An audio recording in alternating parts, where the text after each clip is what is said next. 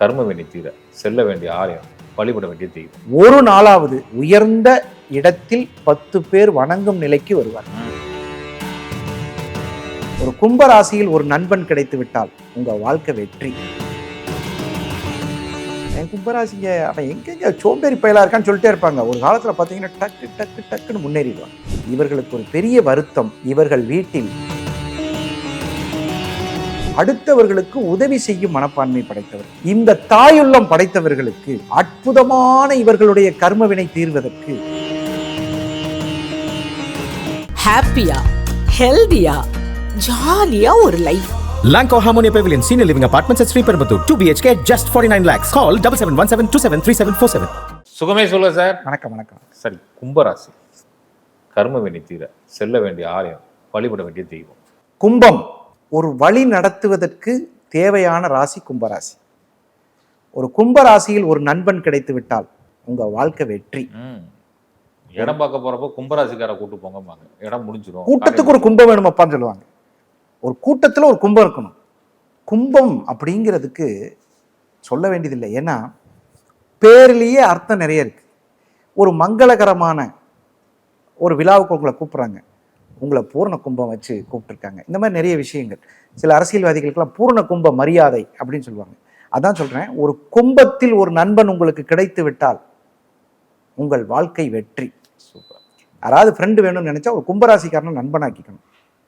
இவங்க கூட சேர்ந்தா என்ன கிடைக்கும்னு கேட்டிங்கன்னா, நல்ல சாப்பாடு. நல்ல சாப்பாடு. அதாவது இவங்களுக்கு என்ன பிடிக்குங்கிறது ரெண்டாவது, உங்களுக்கு என்ன பிடிக்கும்னு இவங்களுக்கு தெரியும். அவர் சாப்பிட்டோன்னே ஒரு ஸ்வீட் சாப்பிடுவாருங்க, அவர் சாப்பிட்டோன்னே ஒரு முறுக்கு சாப்பிடுவார். அப்படி நெஞ்ச அள்ளிக்கக்கூடிய ஒரு வாய்ப்பு. கோதுமை தோசை எப்படி சுடுவோம்? நம்ம கோதுமையை கரைச்சி சுடுவோம். இவங்க என்ன தெரியுமா செய்வாங்க? அவருக்கு கோதுமையை ஆட்டி சுட்டு தக்காளி சட்னி வச்சு கொடுத்தா, உணவு என்ற ஒரு அற்புதமான விஷயம் உலகத்தில் ரொம்ப முக்கியம். உணவு தான் ரொம்ப முக்கியம். உணவுங்கிறது என்னன்னு கேட்டிங்கன்னா மிகப்பெரிய அற்புதமான விஷயம். அப்ப இருந்து இப்போ சொல்றது தானே சாமி, எதுக்கு உழைக்கணும்? அந்த அரஜான் வயிற்றுக்கு தானே. இந்த அரஜான் வயிற்றுக்கு தான் சாப்பிட்றது. சில பேர் ஒரு ஜோக் மாதிரி சொல்லுவாங்க, அவன்லாம் சாப்பிட்றதுக்கு வாழ்றவன் இல்லையா, வாழ்றதுக்காக சாப்பிட்றவன் அப்படிங்குவான். ஆனால் உண்மை என்னன்னா, இந்த உணவு கொஞ்ச நேரம் கிடைக்கலன்னா எவ்வளவு, அந்த 10 நிமிஷம் நமக்கு பசி எப்போ சாப்பாடு கிடைக்கலன்னா அது அருமை தெரியும். அது மாதிரி உணவுக்கு மதிப்பு கொடுப்பவர்கள் கும்பராசிக்காரங்க. சாப்பாட்டை தூக்கி வெளியே போட மாட்டாங்க.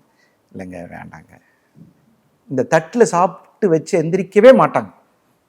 சரி இன்னைக்கு உப்பு சரியில்லை, கொஞ்சம் சரி பண்ணி அப்படியே சாப்பிட்டுங்க. அந்த மாதிரி உணவுக்கு மதிப்பளிப்பவர்கள், உடன் சாப்பிடுபவர்களுக்கு உணவை கொடுத்து சாப்பிடுபவர்கள். இதுதான் கும்பம். ஒரு அற்புதமான ராசிங்க. அந்த ராசியில பிறக்கிறதுக்கு புண்ணியம் பண்ணியிருக்கணும். என்ன காரணம் சொல்லுங்க?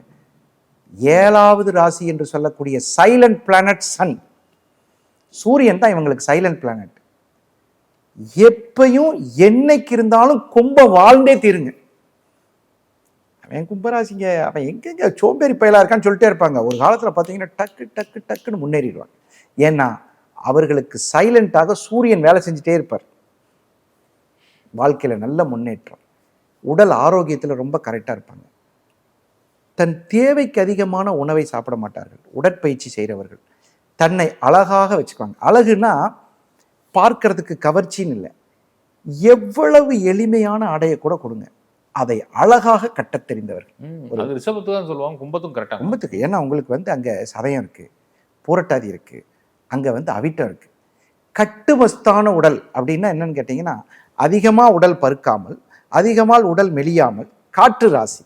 இவர்கள் பெரும்பாலும் நுரையீரல், சுவாச பயிற்சி, யோகாசனம், இந்த காற்று ராசினாலேயே யோகாசன பயிற்சி கொடுக்குறாங்க இல்லையா, அவங்க எல்லாரும் இந்த ராசியில் கொஞ்சம் பிறந்திருப்பாங்க.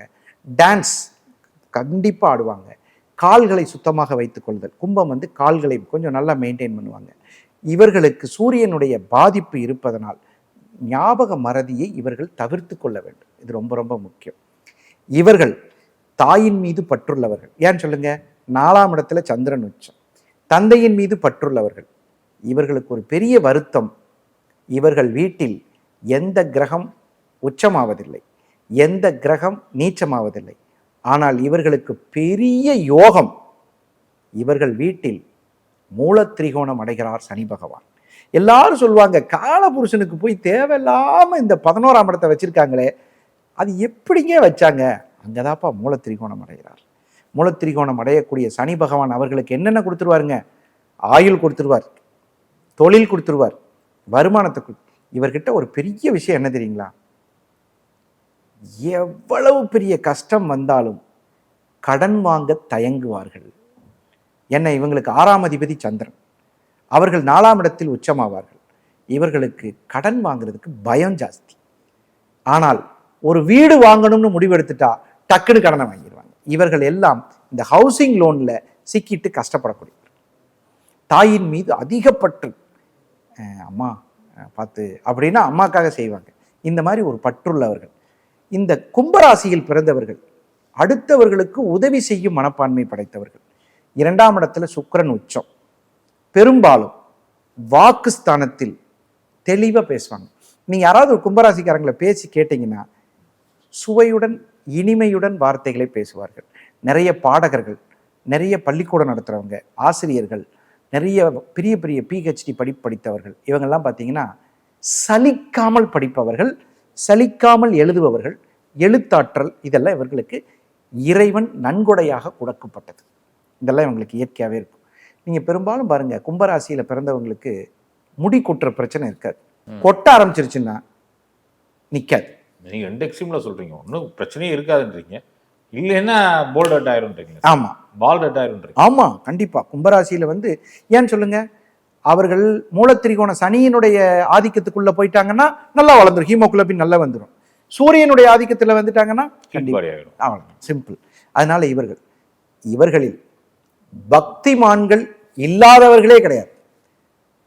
மந்திரங்கள்லாம் நல்ல தெளிவா சொல்லுவாங்க. மந்திர உச்சாடனத்தில் இவர்கள் சொல்லக்கூடியது நீங்க கேட்டீங்கன்னா இது பல நூற்றாண்டு பயிற்சி பண்ண கோயில்ல போய் உட்கார்ந்து சொன்ன மாதிரியே சொல்லுவாங்க. சிவசக்தியாயுக்தோ அதிபவதி சக்த பிரபவிதும் அப்படியே இருக்குங்க. அப்புறம் நம்ம கேட்டோம்னா இது சான்ஸ்கிரிட் படிச்சிருக்கீங்க? இல்லைங்க, வழக்கத்தில் வந்ததாங்க. கேட்டு பாடல்கள், வேல்மாறல் பாடல்களாக இருக்கட்டும், எந்த பாடல் அந்த தாளத்தோட படிப்பாங்க. தாளத்தோட பச்சை மயில் வாகனனே அந்த தாளத்தோட வரும் இவங்களுக்கு. அது எப்படின்னு தெரியலங்க. அதுக்கு தான் இந்த கும்பத்தில் காற்று ராசி, இந்த காற்று அழகாக வரும். அதுலேயும் இந்த புல்லாங்குழல் வாசிக்கிறவங்க இருப்பாங்க, நான் கேட்டிருக்கேன். என்ன அழகாக வரும் தெரியுங்களா? சினிமா பாடல்களை கூட அழகாக பாடுவாங்க. ஏன்னா எங்கள் குருநாதர் சுவாமிநாதன் சார், அவர் தான் சுகமே சொல்லுன்னு சொல்லி கொடுத்தாரு. எல்லா மந்திரங்களும் சரி அப்படியே. கும்பமா? அவர் கும்பம். கும்பம் எல்லா மந்திரங்களையும் அப்படியே சொல்லுவார். உட்காந்து பூஜை பண்ண அவரே பூஜை பண்ணுவார். அது நானே ஆச்சரியப்பட்டிருக்கேன். நீங்க சொன்னதுக்கு அப்புறம் கனெக்ட் பண்ணிக்க முடியுது. ஏன்னா எவ்வளவு படிச்சு ஞாபகம் வச்சிருப்பாங்க. ஏகப்பட்ட விஷயங்கள் சொல்லுவாரு. நிறைய புத்தகம் வச்சிருப்பாரு வீட்டுல. இல்ல படிப்பாளிகள். அப்புறம் இவர்களுக்கு பெரும்பாலும் எண்ணெய் பதார்த்தங்கள் இவர்களுக்கு சேராது. அதை விரும்பி சாப்பிடுவார்கள். இதனால் வயிறு தொந்தரவு, அப்புறம் இந்த அசிடிட்டி, அதெல்லாம் இவங்களுக்கு ரொம்ப இவங்களே வச்சுக்குவாங்க. இதெல்லாம் இவர்களுடைய குற்றங்கள். பெரும்பாலும் இவர்களுடைய 6ஆம் அதிபதி சந்திரனாக வருவதனால், அதுவே 4ஆம் இடத்தில் உச்சமாவதனால் இவர்களுக்கு ஒரு எச்சரிக்கை என்ன சொல்றோம்னா, தகுதிக்குள் வீடு வாங்கிவிட்டால் கெட்டிக்காரர்கள். தங்களுடைய வருமானம் அதை பொறுத்து இவர்கள் வீட்டு விஷயத்தில் கொஞ்சம் கவனமாக இருக்கணும். 7ஆம் அதிபதி சூரியனாக இருப்பதனால் கணவனாக இருந்தால் மனைவியாக இருந்தால் அவர்களை புகழ்ந்து பேச வேண்டும். இவங்கள்ட்ட ஒரு கெட்ட பழக்கம், ஆமாம் நீங்கள் என்ன 5 பவுனில் எடுத்து கொடுத்தீங்க சொல்லாதீங்க, 5 பவுன் எனக்கு தேவையான்னு சொல்லிப்பா. ஆனால் கும்பராசிக்காரங்க அப்படி சொல்லவே மாட்டாங்க. ஈஸியாக அட நீ என்ன போப்பா, இதை போய் பெரிய விஷயமா இருக்குது. இந்த கும்பராசிக்காரர்களுக்கு தன்னுடைய அன்பை நெகட்டிவாக வெளிப்படுத்துவாங்க. இந்த 5 பவுன் ஒரு பெரிய விஷயமா, அதெல்லாம் உங்கள் தகுதிக்கு 80 பவுன் வாங்கி தரணும், அவன் என்ன செய்வான். இது மாதிரி ஆண்கள் இன்னைக்கு விரும்பி 5 சப்பாத்தி சாப்பிட்டு என்ன சொல்லுவார்னா, இன்னைக்கு நீ கொஞ்சம் நல்லா செஞ்சுருக்கலாம் அப்படின்னு சொல்லுவார். இந்த மாதிரி இயற்கையாக கணவன் மனைவியை புகழ வேண்டும், மனைவி கணவனை புகழ வேண்டும். கும்பராசி கணவனாக இருந்தால் மனைவியை புகழணும், மனைவியாக இருந்தால் கணவனை புகழணும். ஏன்னா இவர்கள் அழகாக பேசுவாங்க, அழகாக பாடுவாங்க. இவர்கள் குற்றம் சொல்லும் நிலையை தவிர்த்து கொள்ள வேண்டும்.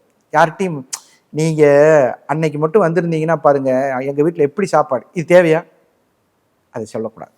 அதே மாதிரி தனக்கு கிடைக்கும் புகழ், தனக்கு கிடைக்கும் பொருள்கள், தனக்கு அப்பா ஒரு வீடு கொடுத்துருப்பார், ஏமா இந்த வீட்டை வச்சு அக்காவுக்கு மட்டும் அந்த வீடு கொடுத்துட்டீங்க, அதுக்கு பதிலாக இவங்க வார்த்தையை மாற்றி சொல்லலாம், எனக்கு அந்த வீடு கொடுத்துருந்தா அவங்க ஞாபகமாக வச்சுக்கலாம், இதை சொல்ல மாட்டாங்க. அது மாதிரி இவர்கள் வார்த்தைகளில் 2ஆம் இடத்துல சுக்கிரன் இருக்காரா, அதை கொஞ்சம் மாற்றி பேச பழகி கொண்டால் இவர்கள் வாழ்க்கை சுலபமாக இருக்கும். இவர்களுக்கு தாய் குணம் படைத்தவர்கள் ஆண்களாக இருப்பார்கள் கும்பராசிக்காரர்கள். தாய் குணம் இவர்களிடம் பெரிய சந்தோஷம் என்ன தெரியுங்களா, தானும் வளர்ந்து தன்னை சார்ந்தவர்களும் வளர வேண்டும் என்று நினைப்பார். நிச்சயம். அதுல இந்த பூரட்டாதிலாம் அப்படியே வாழும். அதுல தான் வாழணும், தன்னை சார்ந்தவர்கள் வாழ வேண்டும். ஒண்ணு, தான் வாழாவிட்டாலும் தன்னை சார்ந்தவர்களை வாழ வைக்கக்கூடிய சக்தி படைத்தவர்கள். இவங்கள்ட்ட அந்த எனர்ஜி இருக்கு. கூச்சம் இல்லாமல் யாருக்கும் யார் போன் நம்பர் கொடுப்பாங்க, பேசிக்கையா நீ கடவுள் நினைக்கிறத நடக்கும், நீ நினைக்கிறத நடக்க போகும், நான் கொடுத்தாப்புல நீ பெரிய ஆளாயிருவேன். அந்த தயாள குணம் அது ஒரு பெரிய விஷயம். இந்த தாயுள்ளம் படைத்தவர்களுக்கு அற்புதமான இவர்களுடைய கர்ம வினை தீர்வதற்கு இவர்களுடைய மனவேதனை, இவங்களுக்கு என்ன மனவேதனை இருக்குன்னா, தன்னுடைய குழந்தைகளை சரியா பார்த்துக்க முடியலங்கிற ஒரு கவலை இருக்கும். ஏன்னா எப்ப பார்த்தாலும் பணத்தை தேடி போயிடும் இவர்களுடைய கவலை. என் குழந்தைகளுக்கு சரியா சாப்பாடு ஊட்டி விடலங்க, ஒரு பருப்பு சோறு ஓட்டி அதை நெய்யை ஊற்றின என் குழந்தை 4 வாய் எச்சா சாப்பிடும், எங்கள் அம்மாட்ட கொடுத்து பிள்ளை ஒல்லியா இருக்கு அப்படிங்கிற அந்த கவலை. அடுத்து பார்த்தீங்கன்னா, கணவருக்கு சாப்பாடு சாப்பிட முடியலையே, சாப்பாடு கொடுக்க முடியலையே, இன்னைக்கு மத்தியானம் ஒரு லீவு, இன்னைக்கு பாருங்க எனக்கு வேலை, இந்த வேலை பளு. ஏன்னா இவங்க சூரியன் ஆதிக்கம் வந்துருச்சுன்னா இவர்கள் வேலை பளு அதிகமாயிரும். கம்பெனியில் பெரிய பெரிய நிர்வாகங்களுக்கு போயிடுவாங்க. இப்படி போறதுனால இந்த கர்ம வினைகள் தீர்வதற்கு இந்த தாயுள்ளம் படைத்தவர்களுக்கு தாய் வாழும் ஊர் தமிழ்நாட்டில் எதுன்னு கேட்டிங்கன்னா திருச்சிராப்பள்ளி தாயுமானவர். அப்பா, அந்த தெய்வத்தை இவங்க ஒரே ஒரு முறை போய் திருச்சி தாயுமானவர் சுவாமிகளை தரிசனம் பண்ணிட்டு வந்துட்டாங்கன்னா இவர்களுடைய மனக்கவலை, உடல் கவலை, பொருளாதார நிலை எல்லாமே தீந்துடும். ஏன்னா இவர்கள் உள்ளம் தாயுள்ளம், எதையும் கொடுக்கும். நிறைய பேர் கேள்விப்பட்டிருப்பீங்க, தாலியை கூட கழட்டி கொடுத்துட்டாங்க கணவனுக்கு, பார்த்துருக்கீங்களா? ஆமா, கேள்விப்பட்டிருக்கீங்களா? பிசினஸ் பண்றாங்க, அதோட கழட்டி கொடுத்தா பின்னாடி அவங்க பெரிய யோகமா இருக்கும். கணவர் கண்ணில் தண்ணி விடுவார், அந்த மனைவிக்கு தாலியை கூட வச்ச பாவி ஆயிட்டாங்க நான் அப்படிம்பாரு. ஆனா அந்த உள்ளம் கும்பராசிக்கு அதிகம். வைமச்சான் பொழைச்சிக்கலாம் அப்படின்னு சொல்லி அந்த மாதிரி கடைசி நிமிடத்தில் கூட கணவனை தூக்கி நிறுத்துவார்கள். கடைசி நிமிடத்தில் கூட மனைவி குடம் செல்லுன்னு வைங்களேன், அந்த கடைசி வரைக்கும் காலமத்தி பார்த்துக்கிற உணர்வு கும்பராசிக்கு உண்டுங்க. கும்பராசிக்காரர் ஒருத்தரை திருமணம் செய்து கொள்வது அதிர்ஷ்டம். நான் ஆரம்பிக்கும் போதே சொன்னேன், ஒரு நல்ல நண்பன் அதுலேயே கணவர் கிடைச்சிட்டா, அதுலேயே ஒரு மனைவி கிடைச்சிட்டா, அருமையா வாழ்வாங்க. இவர்கள் தாயுமானவர் தரிசனம், திருச்சியில தாய்மானவர். இந்த தாய்மானவர் கதை எல்லாருக்கும் தெரிஞ்ச கதை தான். அதாவது பிரசவ வலி வந்தப்ப அந்த பக்தனுக்காக தாயாக மாறியவர். பக்தனுக்காக 3 நாள் தண்ணி வந்துருச்சு, தண்ணி வந்துட்டு மருத்துவச்சியை தேடி போன கணவன் வரவில்லை, கடவுள் வந்தார். என்ன பக்தி பாருங்க. அதாவது நீங்க கொஞ்ச நேரத்துக்கு முன்னாடி ஒரு விஷயம் சொன்னீங்க, நம்மளை தேடி கடவுள் வரணும், கடவுளை தேடி நம்ம போறது நம்ம பாக்கியம். ஆனா கடவுள் நம்மளை தேடி வர்றது, நீ தானப்பா மருத்துவச்சியை கூப்பிட்டு வந்த, நீ தானப்பா குழந்தை பிறந்தது, இதெல்லாம் எப்படி யோசிச்சு பாருங்க. அப்போ இப்பேற்பட்ட தாயுள்ளம் கொண்டவர்களுக்கு தாய் என்று சொல்லக்கூடிய தாய் வாழும் அந்த அர்த்தநாரீஸ்வரர்ங்கிறத விட ஒரு படி மேல இருக்கக்கூடிய தாயும் ஆனவர். அப்பேற்பட்ட ஒரு அற்புதமான திருத்தலத்தை என்னைக்கு போகலாம் அப்படின்னு கேட்டா, திங்கட்கிழமை சோமவாரத்தில் சிவபெருமானை தரிசனம். அந்த லிங்கம் பார்த்தீங்கன்னா பெருசா ஹைட். அந்த லிங்கத்தை ஒரு முறை பார்த்தால் கண்டிப்பாக கோபுர தரிசனம் இவர்களுக்கு மிகப்பெரிய அற்புதத்தை தரும். இந்த தாய்மானவர் இருக்கிற வரைக்கும் இவர்கள் எதை பற்றியும் கவலைப்பட வேண்டியதில்லை. இப்போ நமக்கு ஒரு டவுட்டு, சில பேர் நம்ம வெளிநாட்டு நண்பர்கள்லாம் பார்த்துட்டு ஐயோ திருச்சிக்கு போகணும், தாய்மானவர் போகணும்னு நினைப்பாங்க, வர முடியாத சூழ்நிலை இருக்கலாம். இவர்களுக்கு மட்டும், கும்பராசிக்காரர்களுக்கு மட்டும் வீட்டில் இருந்து எந்த கோபுர தெய்வத்தையும் நினைத்து தாயுமானவரை நினைத்தால் அருள் புரிவார். அது ஒரு பெரிய ராஜ ரகசியம்.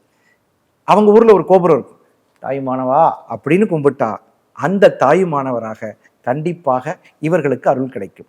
என்னைக்காவது வாய்ப்பு கிடைக்கும் போது திருச்சிக்கு வந்துட்டு போகலாம். நிச்சயமா சாமி. அதே மாதிரி நம்ம டிபி ரூல்ஸ் பாருங்க, தங்கப்பாண்டியார் ரூல்ஸ் பாருங்க ஒன்று சொல்லுவார், சிம்மத்திலையும் கும்பத்திலையும் கிரகம் இருந்தால் சூப்பர் பாரு. நம்ம சிம்மத்தில் சொல்றோம் சொல்லிட்டோம், கும்பத்தில் கிரகம் இருந்தால் சூப்பரா சாமி.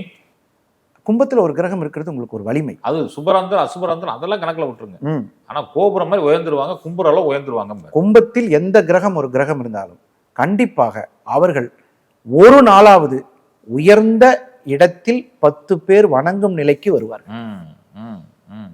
அவரு இப்போ பரவாயில்ல பார்த்தீங்களா, நல்ல நிலைமைக்கு வந்துட்டாரு அப்படின்னு சொல்லக்கூடிய உயரத்துக்கு வருவார். நிச்சயமா சாமி. நெஞ்சார்ந்த நன்றிகள். சுகமே சுகம். நன்றி.